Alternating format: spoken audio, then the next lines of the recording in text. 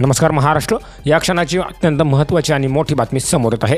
कळमनुरी येथील शिंदे गटाच्या शेकडो कार्यकर्त्यांचा शिवसेना उद्धव बाळासाहेब ठाकरे पक्षात प्रवेश।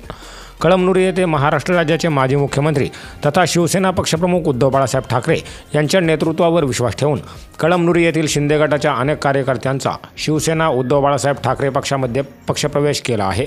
महाविकास आघाडीचे उमेदवार डॉक्टर संतोष टारफे व शिवसेना हिंगोली जिल्हा प्रमुख अजय उर्फ गोपू पाटील यांच्या प्रमुख उपस्थितीत हा पक्षप्रवेश सोहळा पार पडला। यावेळी हिंगोली जिल्हा संघटक बाळासाहेब मगर, वसीम शेतकरी सेना प्रदेशाध्यक्ष वसीम देशमुख, जिल्हा प्रवक्ता विठ्ठलराव चौतमल, तालुका प्रमुख तुकाराम उबाळे, संतोष सारडा, शहर प्रमुख कृष्णराव भिसे पाटील, बाळूभाऊ पारवे, रुस्तम दांडेकर, रुपेश सूर्यवंशी उपस्थित होते।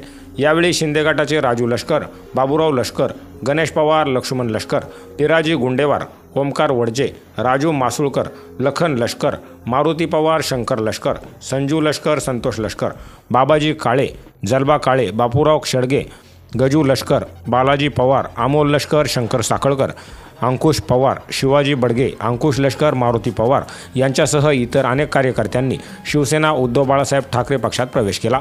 ब्युरो रिपोर्ट एन मराठी न्यूज करिता उपसंपादक आनंद कुमार पंडित। आपली निवडणूक निशाणी